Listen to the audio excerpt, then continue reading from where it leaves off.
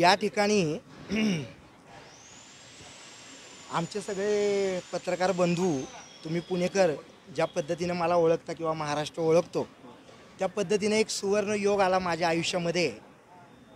एक 2 दिवसांपूर्वी आमचे मित्र शरदराव गोरे, अतिशय चांगली आमची मैत्री आहे, आणि ज्ञानेश शिंदे आम्ही एकत्र होतो त्यावेळेला दिल्लीमध्ये जे आपलं साहित्य संमेलन आहे त्या संदर्भामध्ये एक बातचीत झाली आणि मी त्या साहित्य संमेलनाला यावं अशी इच्छा शरदरावांनी व्यक्त केल्यानंतर ते आज शरद पवार गट राष्ट्रवादीचे प्रवक्ते असल्यामुळे त्यांनी मला या ठिकाणी पवार साहेबांच्या भेटीचं निमंत्रण दिलं आणि एक दुग्ध शर्करा योग आला असं म्हणायला पाहिजे।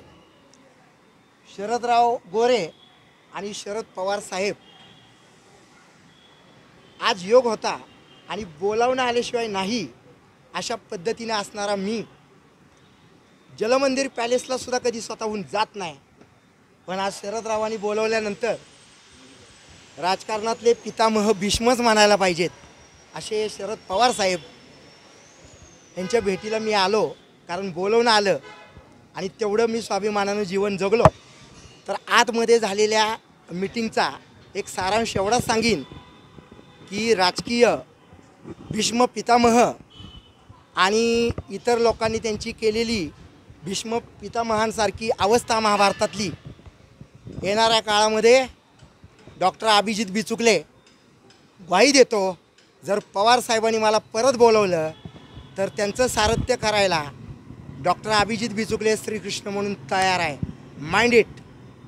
प्रवेश करणार आहे, योग्य वेळेला निर्णय होईल। आज पवार साहेबांचा चेहरा खुलला असा आमचे मित्र साहित्य संमेलनाचे संपूर्ण सर्व असलेले संजय नहार आमच्या मीटिंगनंतर जेव्हा बाहेर आले आणि पवार साहेब ज्या पद्धतीनं माझ्याशी बोललेत त्यांना सदिच्छा एकच देतो, त्यांचं दीर्घायुष्य व्हावं आणि पितामह भीष्म शरद पवार आणि श्रीकृष्ण डॉक्टर अभिजित बिचुकले एकत्र यावेत। देखो आगे आगे क्या होता है। एक लक्षात ठेवा, मी योग्य वेळी बोलतो, मलाही राजकीय वक्तव्य करायला आवडतात, पण मी राजकीय बोलत नाही, मनापासून बोलतोय। साहित्य संमेलन जाणार आहे, हां ते 100%। काय करणार तिथं काय करायचं तुम्ही सांगा। काय तुम्ही सादर करणार असेल ना या ठिकाणी एक हां बरोबर अगदी ज्या पद्धतीनं जी उक्ती होती, कवी मनाचे नेते ही गेली 20-22 वर्ष सातारकरांनी दिलेली मला उपाधी आहे। तर शरदराव गोरे त्या ठिकाणी संपूर्ण 3 दिवसांच्या साहित्य संमेलनामध्ये 1 दिवसांचं स्वतंत्र छत्रपती संभाजी महाराजांच्या नावानं एक व्यासपीठ तिथं निर्माण करतायत आणि तिथं जो मोठा महाराष्ट्रातल्या संपूर्ण भारतातल्या कवींचा जो महामेळावा होणार आहे, महाकवी संमेलन होणार आहे, त्याच्यामध्ये प्रमुख उपस्थिती म्हणून शरदराव गोरेने आम्हाला इन्व्हाइट केलं होतं आणि त्याचा अनुषंग असा झाला की आज त्यांनी पवार साहेबांची ही भेट घडवून आणलेली आहे।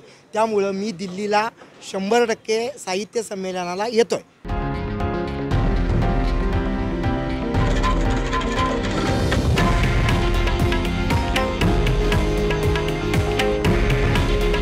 हे आहे देशातील नंबर 1 न्यूज नेटवर्क आणि आपण पाहत आहात TV9 मराठी। काळजी तुमची, हित महाराष्ट्राचं।